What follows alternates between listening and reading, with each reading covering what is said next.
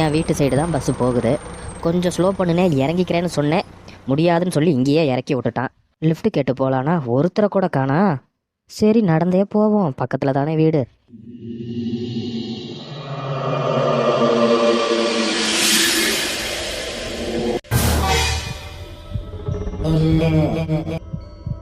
என்ன யாரையுமே காணா? இப்போ யாரோ கூப்பிட்ட மாதிரி இருந்துச்சு.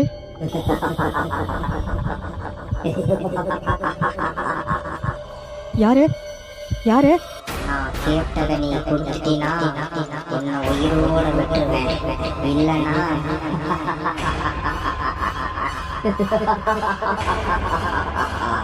என்ன வேணும்? எனக்கு மீன் குழம்பு சாப்பிடணும் போல போய் வாங்கிட்டு வா. மீன் குழம்பா? மணி 11 ஆச்சு. ஹோட்டலெல்லாம் பூட்டி இருக்கும்.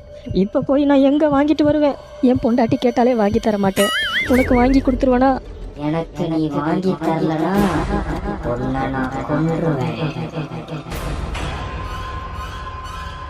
என்கிட்ட இருந்து தப்பிக்க முடியாது.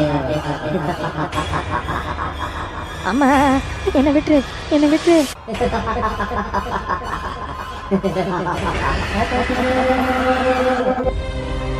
அப்படிதானே நானும் கெஞ்சினேன், என்னை விட்டுருங்க விட்டுருங்க. கேட்டீங்களா?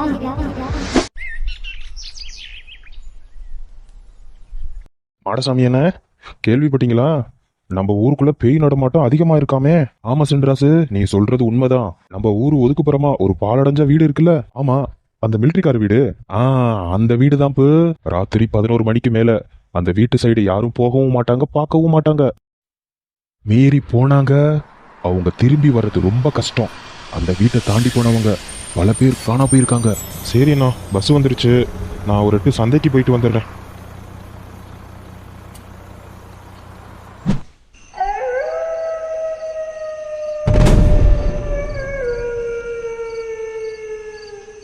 எனக்கு ரொம்ப பசிக்குது. என்னால பசி தாங்க முடியல. யாராச்சும் மீன் குழம்பு வச்சா கொடுங்களே, ரொம்ப ஆசையா இருக்கு. மணி 11 ஆச்சு. நான் எடுத்து வச்சாச்சு, வேற எதுவும் எடுத்து வைக்க தேவையில்லை. வீட்டுக்கு கிளம்புவோம். மணி 11 ஆச்சு, இன்னமும் கடையெல்லாம் திறந்து வச்சிருக்காங்க. இதுக்கு மேல யாரா வருவா? கடையை பூட்டிட்டு போங்கடாடி. இன்னைக்கு நல்ல வியாபாரம். இதே மாதிரி டெய்லி வருமானம் வந்தா நல்லா இருக்கும். வீட்டுக்கு போயிட்டு நிம்மதியா சாப்பிட்டு தூங்கணும். தம்பி, யாருடா அது நடுராத்திரியில கூப்பிடுறது? யாருமா நீங்க? இந்த நேரத்துல இங்க என்ன உங்களுக்கு வேலை? எனக்கு ரொம்ப பசிக்குது. பசிக்குதுன்னா வீட்டுல செஞ்சு சாப்பிட வேண்டியதானே? அது தெரியும் தம்பி. எனக்கு மீன் குழம்புல சாப்பிடணும்னு ஆசை. அதான் உங்கள்கிட்ட ஹோட்டலில் தான் இருக்கான்னு பார்த்தேன். எல்லா கடையும் பூட்டி கிடக்குது. மீன் குழம்பா? இந்த நேரத்துல எங்கம்மா கிடைக்கும்? எல்லாம் கடை சாத்திட்டு போயிருப்பாங்க. அப்போ என்னால் இன்னைக்கு சாப்பிட முடியாதா? பார்க்க பாவமா இருக்கு. மீன் குழம்பு தான் வேணுமா? இந்த சாம்பார் ரசம் சரி, அழாதீங்க. என் வீட்லயும் இன்னைக்கு மீன் குழம்பு தான், வாங்க சாப்பிடலாம். நான் உங்கள் வீட்டுக்கு சாப்பிட வந்தா உங்கள் வீட்டில் இருக்கவங்க ஏதாச்சும் என்ன சொல்லிட்டா? என் வீட்டில் யாரும் எதுவும் சொல்ல மாட்டாங்க. நானும் என் அம்மா மட்டும்தான். பசின்னு யாராச்சும் வந்தா கர்ணனா மாறிடுவோம். போலாமா?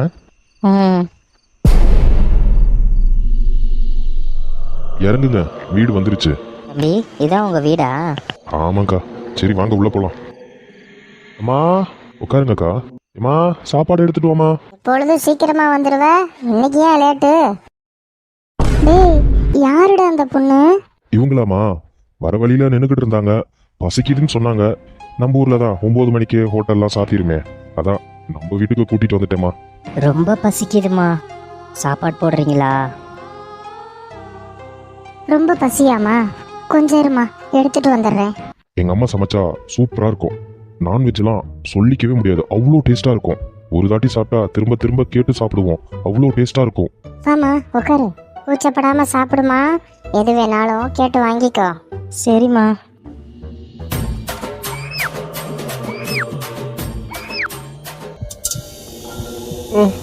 என்னம்மா லைட்டெல்லாம் விட்டு விட்டு எரியுது, வெளியே வேற நாய் ஊழ விடுதுமா. ஆமா, நான் இப்ப உயிரோட இல்ல. என்ன உயிரோட இல்லையா? அக்கா பொய் சொல்லாதீங்கக்கா, அதான் எங்க கண்ணு முன்னாடி உட்காந்துருக்கீங்களே. பேயி. அம்மா பியாயி. அம்மா என்னமாச்சு எந்திரிமா. பயப்படாதீங்க, நான் உங்களை ஒன்றும் பண்ண மாட்டேன். நம்பலாமா? நான் செத்து 10 வருஷம் ஆச்சு. செத்து 10 வருஷம் ஆச்சா? இப்ப எதுக்கு வந்திருக்கீங்க? என் மேலே திருட்டு பலி கட்டி எல்லாரும் என்னை அடிச்சு கொன்னுட்டாங்க. அவங்கள பழி வாங்க வந்திருக்கேன். என்னை எப்படி துடிக்க துடிக்க கொன்னாங்களோ அதே மாதிரி அவங்களும் துடிக்க துடிக்க சாகணும். அதை நான் பார்க்கணும். அப்பதான் என் ஆத்மா சாந்தி அடையும். வீடியோவை பார்க்குறீங்க, சந்தோஷம். ஆனா சப்ஸ்கிரைப் பண்ணிட்டு போனா இன்னும் ரொம்ப சந்தோஷமா இருக்கும்ல.